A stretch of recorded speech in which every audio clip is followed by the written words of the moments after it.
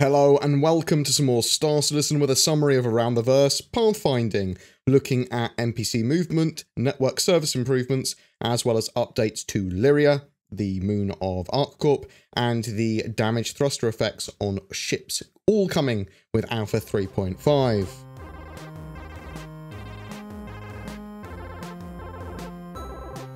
They've been working on FPS collision avoidance and more believable NPC movement. Currently, they're trying to improve pathfinding for this AI and NPC stuff. Players move unpredictably, so they need a very reactive system and animations to reflect that. So they have AI follow a path and then plan and predict where it's going to go. The old system pulls the AI off their path in order to handle a collision avoidance request. Now it will more sensibly have AI move to avoid walking into an object, NPC or player that crosses their predicted path.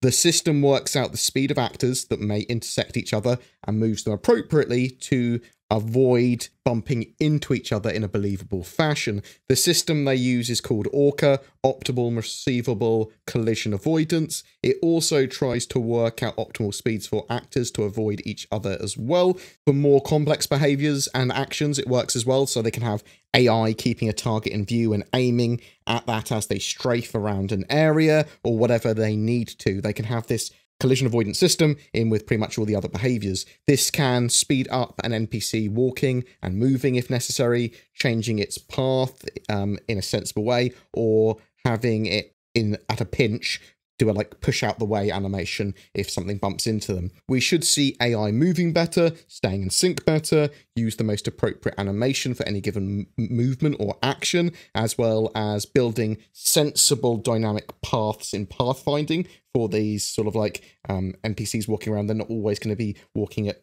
perfect angles and always in straight lines, just changing direction as they get next to each other, things like that. We also have some network service improvements planned for the next patch. They are looking to do some improvements to object container streaming. They are ironing out stalls from that system. So currently when you enter quantum travel, you can get hitches and brief pauses when you stream out data from one location, but also when you enter a new area and it streams in those new assets. They want to eliminate and remove as many of those stalls as possible, at least from the network side, with this sort of additional refactor and improvements. So they're working on asynchronous disconnect refactoring as well. This generally makes the netcode more robust and should see less server and client crashes, as well as removing infinite loading screen problems and that sort of stuff. They are working on snowy atmosphere effects, as well as cryo geysers for Lyria, one of the moons of ArcCorp, coming in 3.5. The geyser effects are made from steam and water, but this can also sort of explode into snow as the atmosphere is so cold. When the water sort of hits that, it will become snow. I think that's quite a cool effect. They have wind that will affect the steam and what direction it's going to be blowing, and this will also have different levels of turbulence based on what's going on in the environment.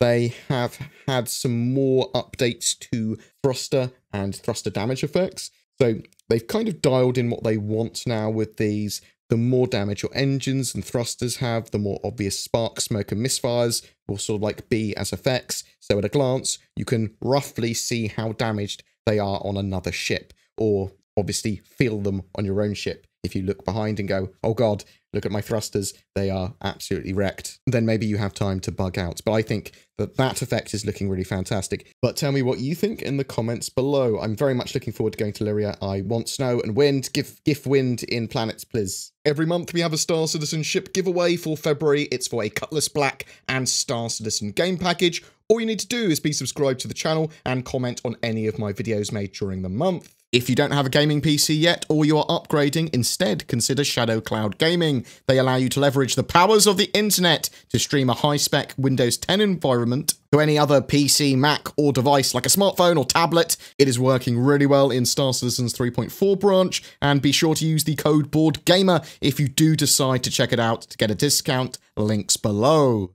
This channel exists because of its community. If you wish to support the channel further, below there are links to Patreon, Subscribestar, and there's the YouTube channel memberships, literally the join button below this video. VIPs do get some exclusive stuff and early content as a thank you as well.